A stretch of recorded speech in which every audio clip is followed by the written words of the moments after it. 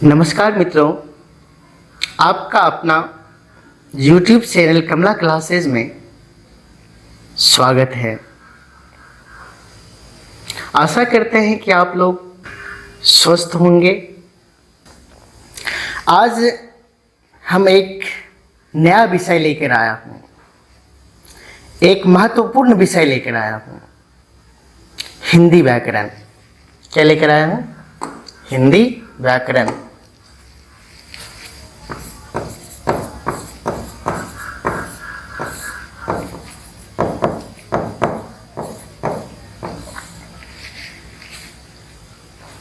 हिंदी व्याकरण।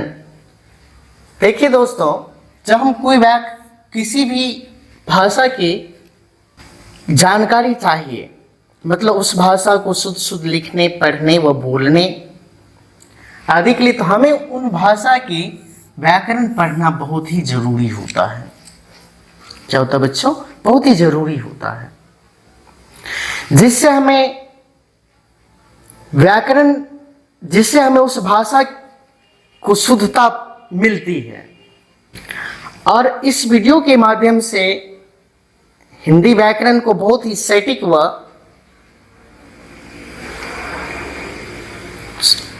सटीक व महत्वपूर्ण जानकारी दिया जाएगा, जिसे पढ़कर आपको रटने की जरूरत नहीं पड़ेगा, बल्कि आप सिर्फ वीडियो को देख लीजिए और केवल समझिए ठीक से। अगर समझ लेते हैं तो आप लोग हिंदी व्याकरण में आगे, आप लोगों को संभवतः हिंदी व्याकरण में आगे कोई प्रकार की दिक्कत, कोई प्रकार की परेशानी आने वाली नहीं है। एक वीडियो में आप भाषा को समझिए, क्योंकि हिंदी व्याकरण का बहुत ही महत्वपूर्ण टॉपिक है भाषा, जिसे हम लोग लैंग्वेज कहते हैं, जो हम लोग बोलचाल में उपयोग में लाते हैं। बोलचाल के उपयोगों में क्या करते हैं? लाते हैं। वही क्या है बच्चों? भाषा है। जब अपना सबके समाज और मकत तो लड़ाई तर रही से, तो देखे तभी जब द्वंद्व, यानी देखते होंगे आप लोग, जब द्वंद्व युद्ध होता है ना, तो उस समय हम लोगों की माँ बहनें या पुरुष वर्ग में कोई लड़ाई होती रहता है, तो कहेगा कि रे अपन भाषा संभाल के बोल। क्योंकि अगर भाषा न होती तो मनुष्य पशुवत जीवन यापन कर रहे होते, और भाषा के द्वारा ही हिंदी व्याकरण क्या है? हिंदी इस भाषा टॉपिक के द्वारा ही एक समृद्ध विषय बना हुआ है। और भाषा का टॉपिक ही हिंदी व्याकरण को समृद्ध बनाती है। क्या करती है बच्चों? समृद्ध बनाती है। तो चलिए चलते हैं हम लोग हिंदी व्याकरण के सबसे महत्वपूर्ण, या हिंदी व्याकरण का एक आधार टॉपिक भाषा की ओर चलते हैं। किस ओर चलते हैं? भाषा की ओर चलते हैं, कि भाषा किसे कहते हैं। इसी को अंग्रेजी में बच्चों कहा जाता है लैंग्वेज।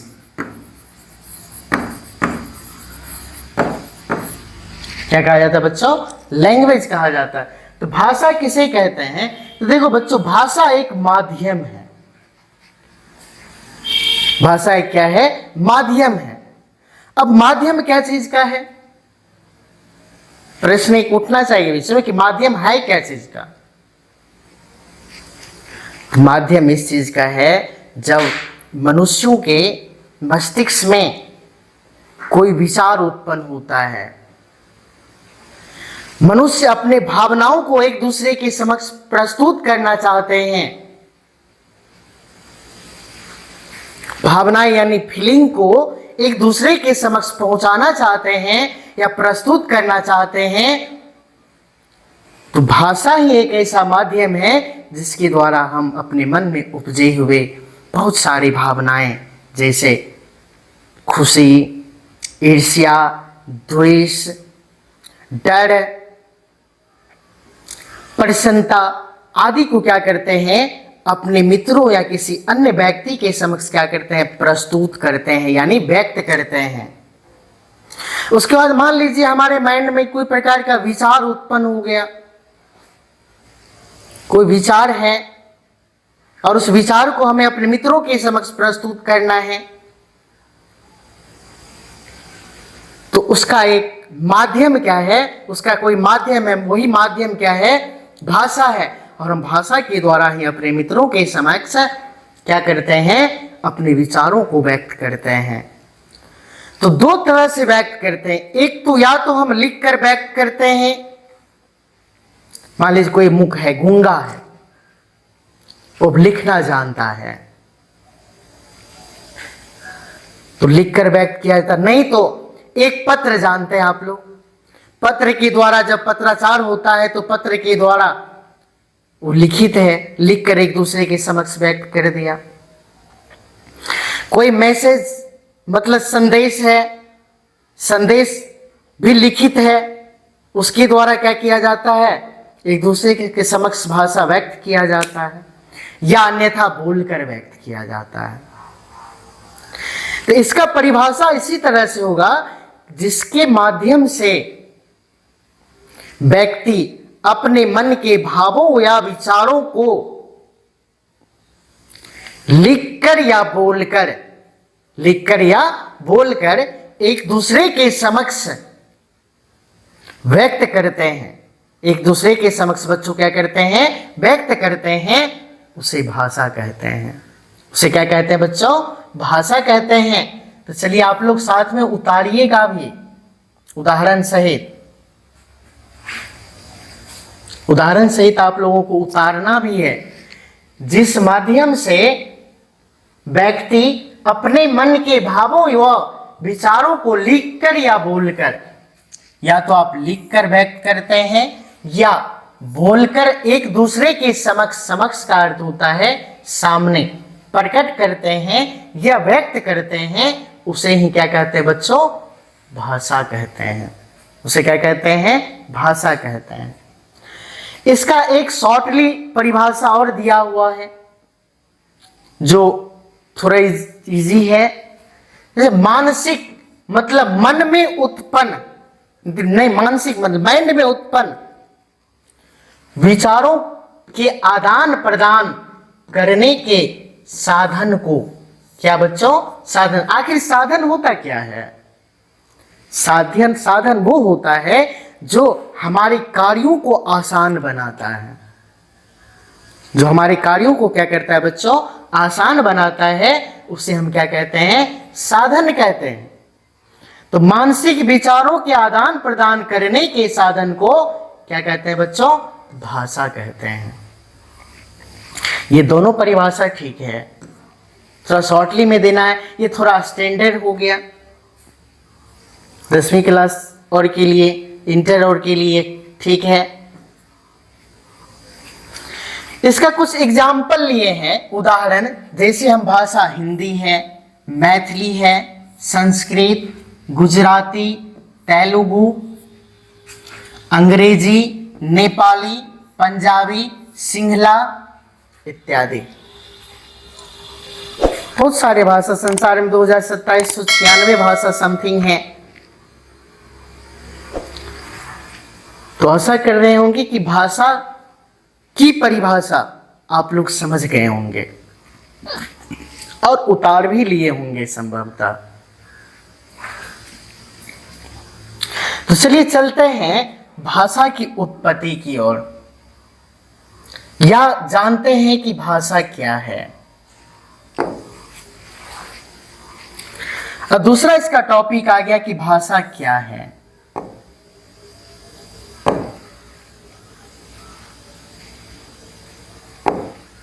भाषा क्या है, तो भाषा क्या है, भाषा विचार विनिमय करने का एक क्या है, साधन है। और भाषा के द्वारा ही व्यक्तियों का एक सामाजिक पहचान बनता है। आप ही लोग कहीं गए होंगे, अगर सात्विक भाषा का सही भाषा का उपयोग करते होंगे एक दूसरे के समक्ष, तो व्यक्ति आपका कदर करता होगा, मतलब सम्मान करता होगा। वही अगर कोई गलत भाषा का उपयोग कर लिए तो वही कहेगा कि नहीं, अच्छा नहीं, लड़का छपरी है। क्या है? छपरी है या बदमाश है, इस प्रकार से आपको कहने लगेगा। तो वही लिखे हैं, भाषा प्राणियों के विचार विनिमय। विनिमय का अर्थ होता है बच्चों आदान प्रदान करना। आदान मतलब ग्रहण करना, और प्रदान मतलब उसको देना।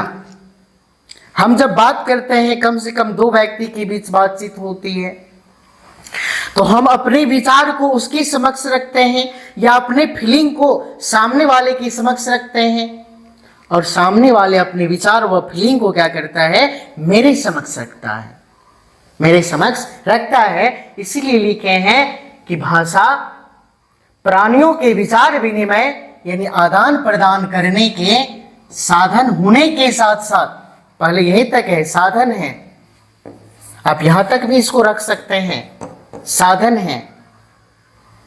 लेकिन हम चाहते थोड़ा और भी आगे बढ़े। होने के साथ साथ सामाजिक पहचान, सामाजिक पहचान का आधार भी एक क्या है बच्चों? भाषा है। हम जितनी अच्छी भाषा का प्रयोग समाज में करते हैं, मेरी पहचान उतनी अच्छी बनती है,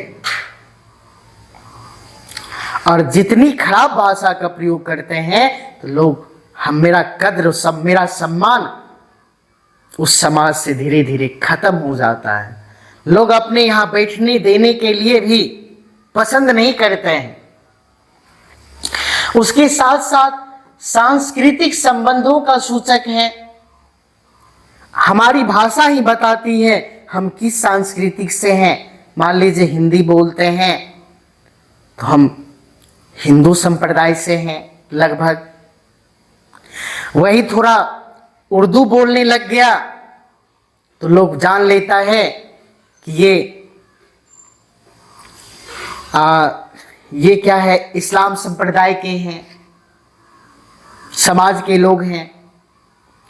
तो हमारी सांस्कृतिक संबंधों का सूचक भी है, एक सूचक भी क्या है? भाषा है। तो भाषा क्या है? तो भाषा प्राणियों के विचार विनिमय मतलब आदान प्रदान के साधन होने के साथ साथ सामाजिक पहचान और सांस्कृतिक संबंधों का सूचक है। सांस्कृतिक संबंधों का बच्चों क्या है? सूचक है। आशा करते हैं कि आप लोग भाषा की परिभाषा, भाषा क्या है, इनको समझ गए होंगे और साथ में नोट भी कर रहे होंगे। नोट भी कीजिए। तो चलिए थोड़ा आगे बढ़ते हैं। अब जानते हैं भाषा शब्द की उत्पत्ति किससे हुई है। कि भाषा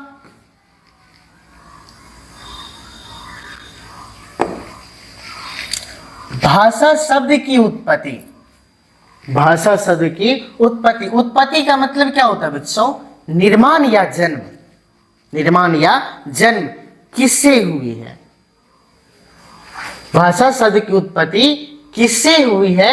तो समझिए बच्चों इधर कि भाषा शब्द की उत्पत्ति संस्कृत के भाष धातु से हुई है। किससे हुई है? संस्कृत के भाष धातु से हुई है। भाषा शब्द की उत्पत्ति किससे हुई बच्चों? संस्कृत के भाष धातु से हुई है। भाषा शब्द की उत्पत्ति संस्कृत के भाष धातु से हुई है। किस धातु से हुई बच्चों? भाष धातु से हुई है। और दूसरा प्रश्न इसी में है, इसका अर्थ क्या होता है? इसका अर्थ क्या होता है? तो जिसका अर्थ, इस भाष शब्द का अर्थ बोलना या कहना, बोलना या कहना या बताना। आप चाहिए तो बोलना का भी प्रयोग कर सकते हैं। भाष धातु का अर्थ होता है बोलना, या कह सकते हैं भाष धातु का अर्थ कहना होता है, या आप ये भी कह सकते हैं भाष धातु का अर्थ बताना होता है। क्या होता है बच्चों? बताना होता है। तो भाषा शब्द की उत्पत्ति किससे हुई है? तो भाषा शब्द की उत्पत्ति संस्कृत के भाष धातु से हुई है। इसका अर्थ क्या होता है? तो जिसका अर्थ बोलना या कहना या बताना होता है।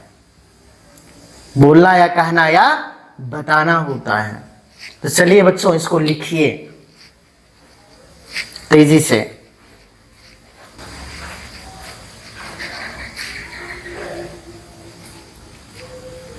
तो आप लोग उतार लिए होंगे। तो चलिए 4 में क्या है, अब भाषा शब्द की उत्पत्ति हुई ये जान लिए हम लोग। अब भाषा के प्रमुख उपयोग क्या क्या है? भाषा का उपयोग तो बहुत सारा है। भाषा की उपयोग बहुत सारी है, लेकिन फिर भी हम जानते हैं कि भाषा के प्रमुख उपयोग क्या है। तो भाषा के प्रमुख उपयोग निम्नलिखित हैं। इसमें पहला देख लीजिए क्या है। पहले हम समझते जाएंगे इन सभी टॉपिक को, ठीक है बच्चों। थोड़ा शॉर्ट ही वीडियो बनेगा। देख लीजिए, विचार विनिमय या बातचीत का एक साधन है। भाषा के प्रमुख उपयोग में देखिए पहला उपयोग क्या है। तो भाषा के द्वारा हम क्या करते हैं बच्चों? विचार विनिमय करते हैं। मतलब विचार को आदान प्रदान करते हैं एक दूसरे के समक्ष। तो भाषा विचार विनिमय, या हम इसी को कह सकते हैं बातचीत।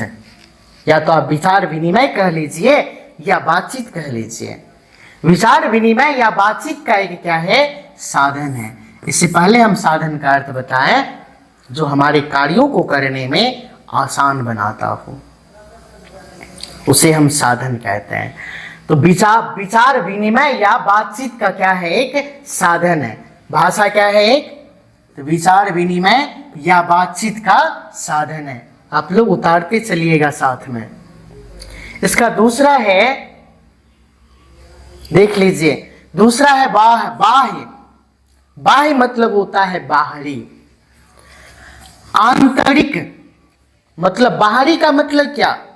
हम समाज में रहते हैं, हम एक साथ रहते हैं, हम सबों के बीच कुछ ना कुछ झड़प हो जाती है, कुछ न कुछ सामाजिक विकार होते हैं, जो हम एक दूसरे के समक्ष बोल करके उसको क्या करते हैं? खत्म करते हैं। यही बाहरी हुई। और आंतरिक मतलब मन के अंदर, मस्तिष्क के अंदर विकारों या विषादों या भ्रासों को दूर करना। बाहरी या आंतरिक विकारों या मन के अंदर जो विषाद है या उन्हीं को कहा जाता है भ्रास, को हम भाषा के माध्यम से क्या करते हैं? एक दूसरे के समक्ष व्यक्त कर, एक दूसरे के समक्ष बच्चों व्यक्त कर उसको दूर करते हैं। अगर भाषा के द्वारा अगर हम इस विकारों को दूर नहीं करते हैं तो मेरा मन भारी लगते रहता है। ऐसे लगते रहता है कि बहुत सारे चीज हमारे मन के ऊपर ला करके दे दिया है, जिससे लगते रहता काफी ज्यादा भारी है मन। और जैसे ही हम भाषा के माध्यम से कोई आंतरिक या बाह्य विषादों को एक दूसरे के समक्ष व्यक्त कर देते हैं और वह एक मवाद धुआं के रूप में एक दूसरे के समक्ष निकल जाती है, तो मेरा मन हल्का हो जाता है। मेरा मन बच्चों क्या हो जाता है? हल्का हो जाता है। इसीलिए इसका दूसरा प्रमुख उपयोग लिखे हैं, बाह्य या आंतरिक विकारों या विषादों या भ्रासों को दूर करना। भाषा का प्रमुख कार्यों में दूसरा कार्य ये है। आप लोग उतारिएगा भी साथ साथ। इसका जैसे उदाहरण, एक उदाहरण द्वारा समझाया गया। देखिए, हम अपने मन में उत्पन्न दुख या प्रसन्नता को एक दूसरे के समक्ष व्यक्त कर मन को हल्का करते हैं। हम अपने मन में उत्पन्न, जो भी मन में उत्पन्न होता है, कोई प्रकार की दुख हो गया या कोई प्रसन्नता हो गई, इनको एक दूसरे के समक्ष व्यक्त कर अपने मन को क्या करते हैं? हल्का करते हैं। अपने मन को क्या करते हैं बच्चों? हल्का करते हैं। ये भाषा का क्या था, दूसरा प्रमुख उपयोग भाषा की, सॉरी।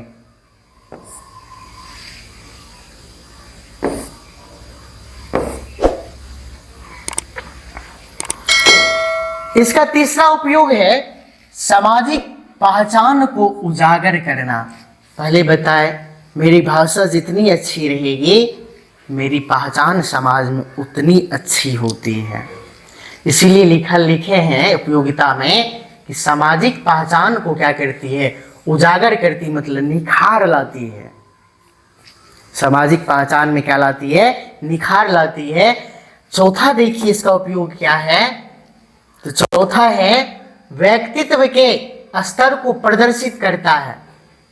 मतलब भाषा के द्वारा लोग हमें जानता है कि इसका पर्सनैलिटी क्या है, ये पढ़ा लिखा है कि अनपढ़ है।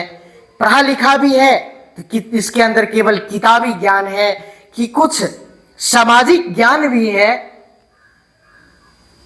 या कुछ सामाजिक ज्ञान भी है। इनको व्यक्त हम भाषा के माध्यम से करते हैं, और भाषा के माध्यम से ही हमारे समाज, हमारे समाज के लोग, हमारे मित्र आदि सब क्या करते हैं, इसकी पहचान करते हैं कि हमारी व्यक्तित्व कैसी है, हमारी व्यक्तित्व बच्चों क्या है, कैसी है। चलिए इनका देखते हैं। पांचवा उपयोग क्या है, तो ज्ञान प्राप्ति का साधन होता है। अगर हमें भाषा न होती तो हमें ज्ञान प्राप्ति न हो पाती। हम पशुवत जीवन जी रहे होते, या जीने को विवश होते। इसीलिए कहा जाता है कि भाषा ज्ञान प्राप्ति का एक क्या है, साधन है बच्चों। भाषा ज्ञान प्राप्ति का क्या है, एक साधन है। तो आज हम लोग भाषा के प्रमुख उपयोग तक ही रखते हैं भाषा को। अगले वीडियो में हम भाषा के अन्य टॉपिक जो बचा हुआ है उस टॉपिक को क्लियर करेंगे। हम आशा करते हैं कि जो 4 टॉपिक बताएं आप लोगों को, ये चारों टॉपिक आसानी से समझ में आ गए होंगे, और आप लोग समझ के साथ साथ इनको उतार भी लिए होंगे। इस चैनल के माध्यम से आप लोग अगर हिंदी व्याकरण पढ़ लेते हैं तो आपके किसी भी बोर्ड एग्जाम के लिए, चाहे मैट्रिक हो, इंटर हो, या कोई कॉम्पिटिटिव एग्जाम हो, किसी भी एग्जाम में कोई प्रश्न नहीं छूटेगा। इसीलिए आशा करते हैं कि आप लोग इस चैनल के माध्यम से हिंदी व्याकरण को पढ़ेंगे। अगर वीडियो अच्छी लगी हो तो एक लाइक, कमेंट्स और चैनल को शेयर जरूर कीजिएगा अपने मित्रों के पास। वो आप भी सब्सक्राइब कर लीजिएगा ताकि जो नई वीडियो हम डालें तो सबसे पहले आप तक पहुंचे और आप सही ज्ञान ले सके आप। तब तक के लिए इतना ही। जय हिंद।